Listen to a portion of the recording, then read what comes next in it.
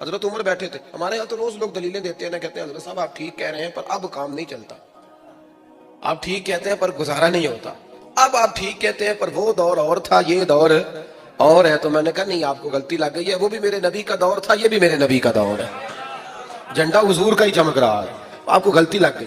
اب لوگ دلائل دیتے ہیں. حضرت عمر گھر میں بیٹھے تھے تو ان کا بیٹا بھی ساتھ بیٹھا تھا, کسی مسئلے پر بات ہونے لگی. حضرت عمر نے اپنی بات کی مضبوطی میں نبی پاک علیہ السلام کا ایک فرمان سنایا. تو آپ کا صاحبزادہ کہنے لگا ابا جی وہ تو ٹھیک ہے, لیکن جب یہ لفظ اس کی زبان پہ تو حضرت عمر نے تلوار نکال لی.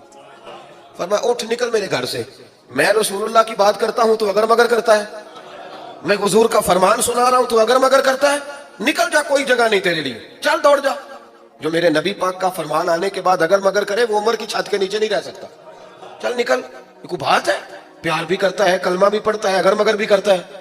کہتا ہے نہیں جی ابھی انتظار کر رہا ہوں, دیکھ رہا ہوں, سوچ رہا ہوں. بھئی تو مسلمان ہے, اب تیرا کام ماننا ہے, تو نے عمل کرنا ہے, تو نے لے تو لا اللہ نہیں کرنا, تو نے بات مانی. حضرت عمر نے گھر سے نکال دیا. بچہ کئی دن منتیں کرتا رہا, کوئی نہیں چھٹی ملی گھر آنے کی, کوئی نہیں چھٹی ملی. وہ امیر المومنین حضرت ابو بکر صدیق کے پاس گئے, کہنے لگے ابا جی سخت ہیں, آپ کو پہلے بھی پتا ہے, میری سفارش تو کریں. تو جناب صدیق اکبر گھر آئے, کہنے لگے چل بس کر, تو سخت ہی ہو جاتا ہے, چھوڑ دے. کہنے لگے ابو بکر تمہیں پتہ ہے اس نے کیا کیا ہے؟ کہا ہاں, یہ کہتا ہے کہ حدیث میں وہی تائید ہی کرنے لگا تھا بس, لیکن نکل گیا منہ سے. کیا لفظ ہے حضرت عمر کے. فرمانے لگے ابو بکر دل پہ ہاتھ رکھ کے بتا, تیرا بیٹا ایسے کرتا تو کیا کرتا؟ جناب صدیق اکبر رو پڑے. فرمایا میرا امتحان نہ لے. ابو بکر رو پڑے, میرا امتحان نہ لے, مجھ سے نہ پوچھ کہ میرا بیٹا حضور کے مقابلے میں اگر مگر کرتا تو کہا کیا کرتے. تو جناب ابو بکر فرمانے لگے تو نے تو تلوار اٹھائی تھی نا, میں نے مار بھی دینی تھی, تو اٹھائی تھی. اگر مگر یہ غلام ہے, یہ نبی پاک کا غلام ہے, اس کو کہہ دیا جھوٹ حرام ہے تو کہتا میرا گزارا نہیں, اس کو کہا گیا یہ چیز غلط ہے تو کہتا کام نہیں چلتا. تو غلام ہے, جس کو آپ نے غلام رکھا ہوا ہے, نوکر رکھا ہوا ہے, آپ اس کو کہیں جا 5 کلو چینی لے آ, وہ اگر آپ سے کہے نہیں 2.5 کلو منگا لو, مان لو گے بات؟ وہ کہے نہیں جی ابھی ٹائم نہیں, 5 کلو کیسے اٹھاؤں گا, بڑا مشکل کام ہے, 10 کلو سبزی بھی تو لانی ہے, تو مان لیتے ہو؟ اللہ رسول کو کہتے ہو آہستہ آہستہ نماز پڑھوں گا, آہستہ آہستہ نیک ہو جاؤں گا. امام احمد بن حنبل رحمت اللہ تعالیٰ علیہ فرماتے ہیں مارکیٹ گیا, منڈی گیا, ایک غلام خرید کے لایا. گھر لا کے میں نے اس کو پوچھا تیرا نام کیا ہے؟ کہنے لگا حضور غلاموں کا نام نہیں ہوتا, آپ کسی اور کو بھی آواز دیں گے تو میں سمجھوں گا مجھے ہی بلا رہے ہیں. آپ نے فرمایا تو کھائے گا کیا؟ کہنے لگا حضور غلاموں کے نخرے نہیں ہوتے.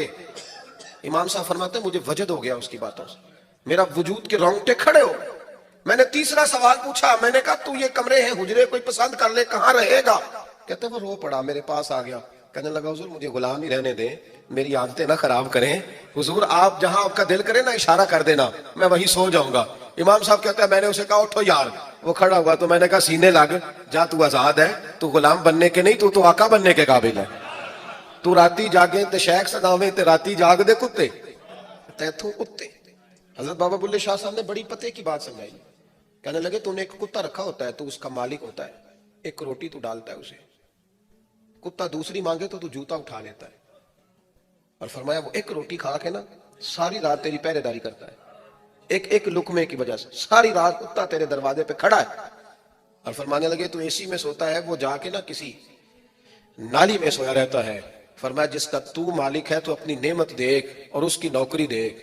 اب یہ دیکھ جو تیرا مالک ہے اس کی نعمتیں کتنی ہیں اور تیری نوکری کتنی ہے, یہ ذرا غور کر. فرمانے لگے راتی جاگیں تے شیخ سداویں, راتی جاگ دے کتے تیتھوں کتے, مالک دا در مول نہیں چھڑ دے, پاویں مارو 100 جتے تیتھوں اتے, ایک برکی دا قدر پچھانن پاویں مالک ہو من ستے تیتھوں اتے. اٹھ بلیا چل یار منا لے, نہیں تے بازی لے گئے نہیں کتے. اٹھ بلیا چل یار منا لے, نہیں تے پھر بازی لے گئے نہیں, وہ تو بازی لے گئے, آگے گزر گئے. بھائی ایمان کا مطلب ہے مان لیا تو بس, مان لیا تو بس. وہ مسلمان کہہ رہا ہے کیسے ہوگا جی, نماز پڑھنے سے برکت کیسے ہوگی؟ اللہ کہتا ہے ایسے ہوگی کہ وَيَرْزُقْهُ مِنْ حَيْثُ لَا يَحْتَسِبُ, جب تم مجھ سے ڈرے گا تو میں وہاں سے روزی دوں گا کہ تیرا کبھی گمان بھی نہیں گیا ہوگا.